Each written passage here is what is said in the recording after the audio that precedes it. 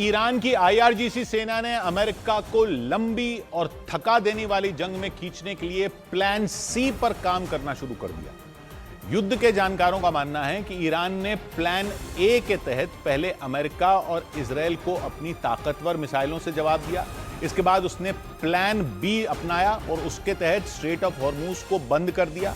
और अब दावा है कि ईरान ने प्लान सी को एक्टिवेट करना शुरू कर दिया। उसके तहत उसने एक खतरनाक चक्रव्यूह तैयार किया।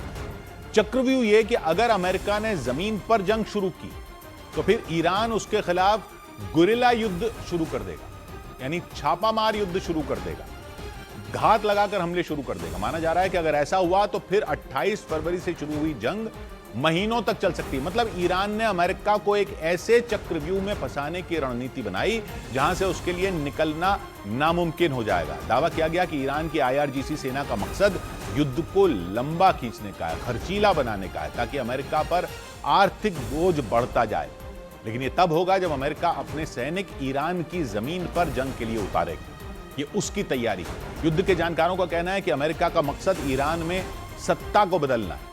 ट्रंप कई बार इसके संकेत दे चुके हैं, कई बार बोल चुके हैं। मतलब अमेरिका चाहता है कि किसी भी तरह ईरान से इस्लामी आयतुल्लाहों का शासन खत्म हो जाए, उसका अंत हो जाए। लेकिन युद्ध के जानकारों का मानना है कि ईरान में सत्ता का परिवर्तन कराना कोई बच्चों का खेल नहीं है। दावा है कि अमेरिका और इजरायल सिर्फ हवाई हमलों से ईरान में सत्ता नहीं बदलवा सकते। इसके लिए उन दोनों को अपने सैनिक जमीन पर उतारने पड़ेंगे, ईरान में घुसाने पड़ेंगे, ठीक उसी तरह जिस तरह से अमेरिका ने इराक और अफगानिस्तान में अपने सैनिक भेजे थे। सीधी बात यह कि बिना जमीनी लड़ाई के ईरान से इस्लामी शासन को उखाड़ फेंकना लगभग नामुमकिन माना जा रहा है। दावा है कि अगर अमेरिका ने ईरान में अपनी सेना उतार दी तो फिर युद्ध और लंबा चल सकता है, वैसे ही जैसे इराक में चला और अफगानिस्तान में चला।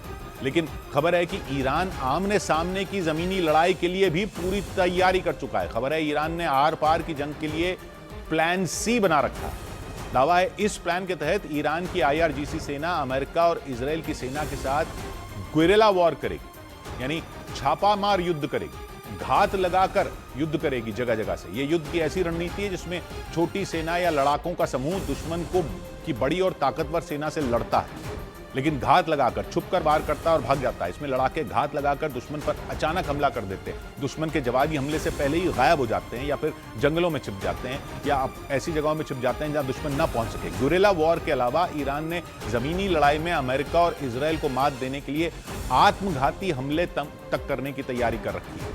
मतलब ईरान की आईआरजीसी सेना ने सुपर पावर अमेरिका को जंग में महीनों तक उलझाए रखने का पूरा प्लान तैयार किया हुआ। विशेषज्ञों के मुताबिक ईरान इस बात को अच्छी तरह से जानता था कि उस पर किसी भी वक्त हमला हो सकता है। इसी वजह से उसने जंग शुरू होने से पहले ही प्लान ए, प्लान बी और प्लान सी तैयार कर रखा था। न्यूज एजेंसी रॉयटर्स के मुताबिक प्लान ए के तहत ईरान ने खाड़ी देशों यूएई, सऊदी अरब, कतर, कुवैत, ओमान, बहरीन में मौजूद अमेरिका के सैन्य ठिकानों और इजरायल पर हमले किए। इसके बाद उसने प्लान बी शुरू किया। उसके तहत ईरान ने स्ट्रेट ऑफ हॉर्मूज को बंद कर दिया।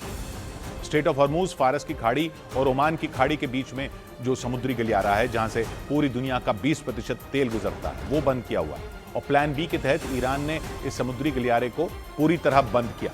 वो प्लान बी था।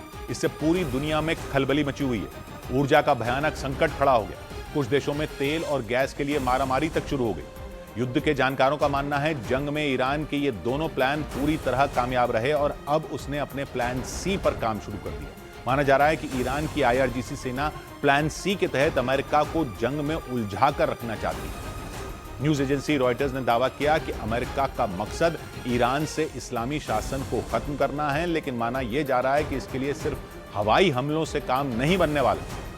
युद्ध के जानकार बताते हैं अगर अमेरिका को ईरान में सत्ता का परिवर्तन करवाना है तो उसे ईरान की जमीन पर अपने सैनिक उतारने पड़ेंगे, और ऐसा हुआ तो फिर ईरान अपने प्लान सी के तहत अमेरिका और इजरायल की सेना के खिलाफ गुरिल्ला युद्ध शुरू कर देगा। दावा किया गया कि जमीन पर जंग लड़ने के लिए ईरान की आईआरजीसी सेना देश के कोने कोने में रॉकेट लॉन्चर और मशीन गनों समेत छोटे हथियार पहुंचा चुकी है। ईरान के प्लान सी के सामने आने के बाद ये साफ हो गया कि वो किसी भी कीमत पर अमेरिका के आगे घुटने नहीं टेकने वाला। इसीलिए माना जा रहा है कि अगर ईरान की जंग अभी नहीं रुकी तो ये सिर्फ मिसाइल हमलों या फिर आसमान से बरसते बमों तक सीमित नहीं रहेगी, बल्कि जमीन पर भी भयानक जंग शुरू हो जाएगी। और एक बार अगर जमीन पर जंग शुरू हुई तो फिर वो महीनों तक चल सकती है। हालांकि डोनाल्ड ट्रंप कई बार ये दोहरा चुके हैं कि वो जब चाहेंगे ईरान की जंग खत्म कर देंगे। उनके मुताबिक जंग शुरू होने से पहले उन्होंने जो लक्ष्य तय किए थे वो लक्ष्य उनकी सेना ने हासिल कर लिए। उन्होंने दावा किया कि ईरान में सब कुछ तबाह हो चुका है, जंग में ईरान की सेना पूरी तरह पस्त हो चुकी है। ट्रंप के इस बयान के बाद ईरान की IRGC सेना ने हुंकार भरी कि जंग तभी खत्म होगी जब वो चाहेगी। इधर सऊदी अरब पर लगातार हो रहे हमलों के बीच पाकिस्तान को अपना रक्षा समझौता याद आ गया। इसके बाद पाकिस्तान सऊदी अरब के साथ खड़ा दिखा। पाकिस्तान ने बयान दिया कि वो हर हाल में सऊदी अरब की मदद करेगा। पिछले साल सऊदी अरब और पाकिस्तान के बीच एक रक्षा समझौता हुआ था, जिसके तहत किसी एक देश पर हमला दूसरे देश पर भी हमला माना जाता, और इसी रक्षा समझौते की वजह से पाकिस्तान को सऊदी अरब का समर्थन करना पड़ा।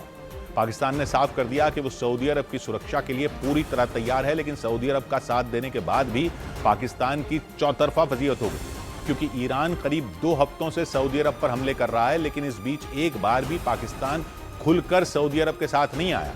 ऐसे में पाकिस्तान और सऊदी अरब के बीच हुए रक्षा समझौते की चर्चा तेज हो गई।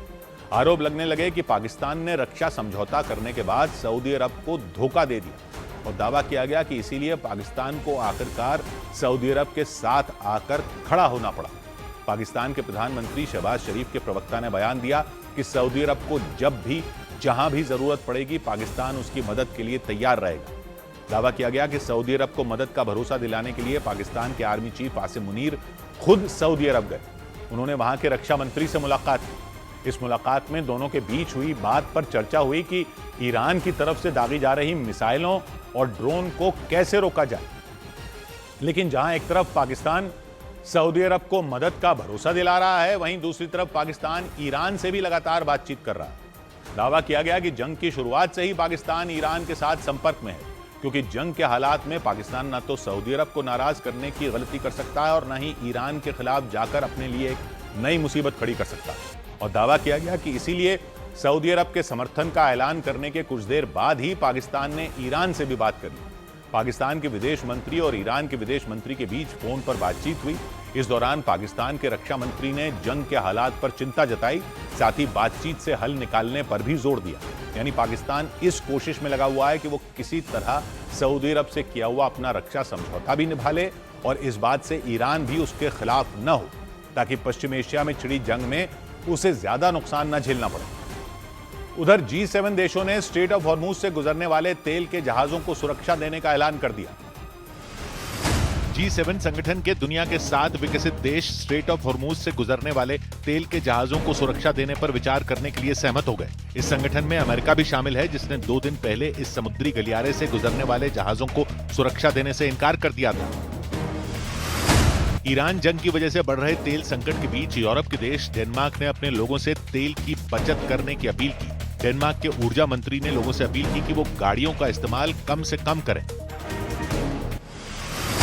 पश्चिम एशिया में छिड़ी जंग का असर विमानों के ईंधन पर पड़ता दिखाई दिया। एयर इंडिया ने अपने फ्यूल पर सरचार्ज में बढ़ोतरी कर दी, जबकि पहले कोई फ्यूल सरचार्ज नहीं था। इसकी वजह से घरेलू उड़ानों पर यात्रियों को 399 रुपए अतिरिक्त देने होंगे। अंतर्राष्ट्रीय उड़ानों में भी अलग अलग रूट पर सरचार्ज बढ़ा दिया गया।